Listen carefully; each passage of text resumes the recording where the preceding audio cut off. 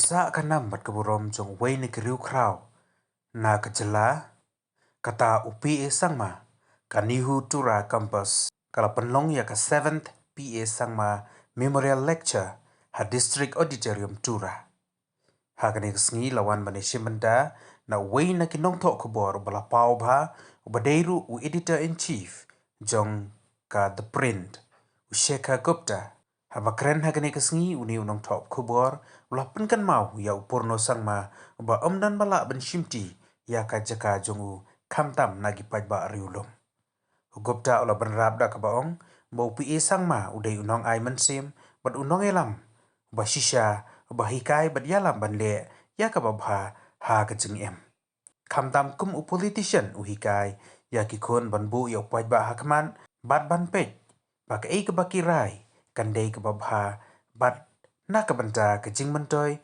jong ki pajba bat ke jelahi bero kawai tongin ngap ya ka jingkren jong uni unong to kubor bala rim bat bala pau bha hakari hi bero kawai kata Jaka Gupta.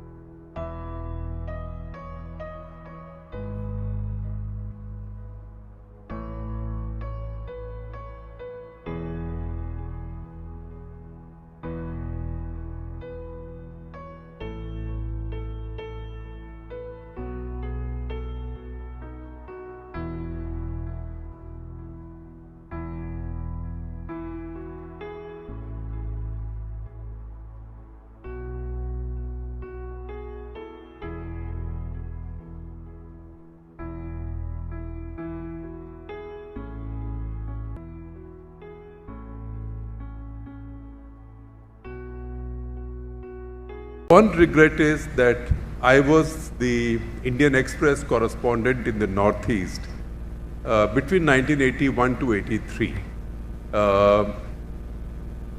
I was based in Shillong because Shillong was then like the capital of the Northeast. So I was based in Shillong and I traveled all over the Northeast. But I traveled almost nowhere in Meghalaya. And even in Meghalaya, except going as a tourist to Cherrapunji or a couple of other places. And also in Meghalaya, never came to Garo Hills and never came to Tura. And what was the reason? The reason was one, there was no trouble in Meghalaya because there was trouble in Nagaland, there was trouble in Mizoram, there was trouble in Tripura, there was trouble in Assam at that point, big trouble. Assam had the big movement on, oil was blockaded. There was always something interesting going on in Arunachal because Arunachal was a work in progress as a unit of the federation. But Meghalaya was so calm. It was much too calm for a journalist.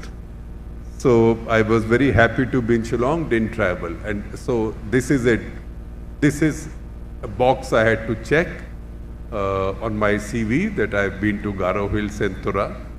But that's a minor thing. The more important thing is the affection for PA Sangma and his family. So as I mentioned to you, if I came to work in the Northeast at Shillong in 1981, PA Sangma was a very young man. He was a very young man. Captain Williamson Sangma was then the giant of Garo leaders.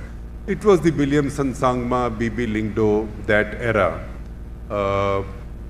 I mean, if you want to connect with that era, I think at that point in 1981, James was about 5, Conrad was about 3, and Agatha, you were just over 1 year old. So just about exactly 1.5 years after you were born, our first child was born in Shillong, our daughter. So she was born in Shillong. So it was that far back. There is also a bunch of other regrets. And one of which is that Purno Sangma, one, he left too early. He left too early. He'd be 76 now, which means really left early. He had a lot left to do, because India has 8% of India is tribal, which means India has by far the largest tribal community in the world. 8% means nearly 11 crore, 10 crore tribals. But tribals, by their very definition, because each tribe is distinctive, there are many tribes. There are many tribes. There are tribes in the northeast. There are tribes in larger tribal population in east central India, that is Jharkhand, Chhattisgarh, Odisha, and then there are tribal communities in other parts of the country.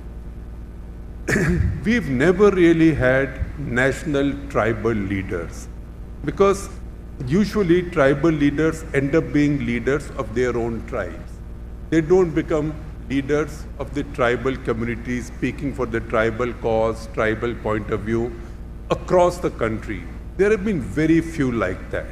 And Purno Sangma had risen to that stature, and he was rising in that stature. I thought, given the fact that he was very young, I thought, oh, finally India has a pan-national tribal leader. And he's a pan-national tribal leader who will also find a following among tribals of East Central India. That is where right now you have a lot of dissatisfaction, economic distress. There is economic distress everywhere, but East Central India in particular, that's where you have Naxalism. But tribal, and they have tribal leaders there, but a national level tribal leader is still lacking. And that is the gap that Purno Sangma left behind. Had he been around, this is no age. I mean, next year in America, if Trump wins his nomination, which he likely will, 2 80-year-olds will be fighting to be presidents of America. So age, the definition of age has now been changed. So Purno Sangma would have been a very active, very powerful, mainstream pan-national politician. Because none of us saw him as a leader from the Northeast or as a leader of one tribe, leader of Garos of the Northeast. And I believe, and I do believe, I have good reasons to believe that even in Meghalaya, other tribes, Khasis, Jaintias, they did not see him only as a Garo leader. To that extent, his passing away was also a loss to India, India's tribal community, but also to India. Second regret is a two-in-one, that Purno Sangma did not become President of India. Because at a time when he contested, it is tragic that everybody didn't agree on him getting the presidency. And one of the reasons that did not happen was the internal politics then of Congress party, because Mr. Pranab Mukherjee had his own issues with his party high command. I think he would have wanted to be Prime Minister several times in the past, including in 1984. It didn't happen many times, so he really wanted to be president now. And he was a preeminent figure in the Congress party. I will not go into that. I would have wished if Congress party had agreed also in 2012 to unanimously accept Purno Sangma as India's president. I said it's a two-in-one regret, because if he had become president, he would have become India's first tribal president. So we welcome the fact that India has its first tribal president now, in Draupadi Murmu, president. So that's a very good thing. But this is something that could have happened much earlier. And so that's a second regret. And third regret is that when I worked, that's a personal regret, when I worked in the Northeast between 1981 to 83, I never got to know Purno very much, because Purno was a much younger politician. At that point, I told you that B.B. Lyngdoh and Captain Sangma were dominant. Meghalaya politics was reasonably stable, and Meghalaya had no trouble. So my interaction with the political class in Meghalaya was very limited. and it's unfortunate that I didn't get to know Purno then, but in Delhi, he more than made up for it, because anybody who touched, went back with that touch, because his touch of affection and warmth endured. So to that extent, he was the Northeast India's, especially the tribal Northeast India's finest ambassador in New Delhi. There's never been one before him there's never been one like that before him, and until now, there hasn't been one after him. I know Agatha's there. Agatha, you have big shoes to fill. So I wish you well, and I wish your brothers well. Ma'am, Swaradini ji, you should be very proud of them. I'd say in the last 30-35 years, he was the only speaker who was genuinely independent because of the power of his own personality.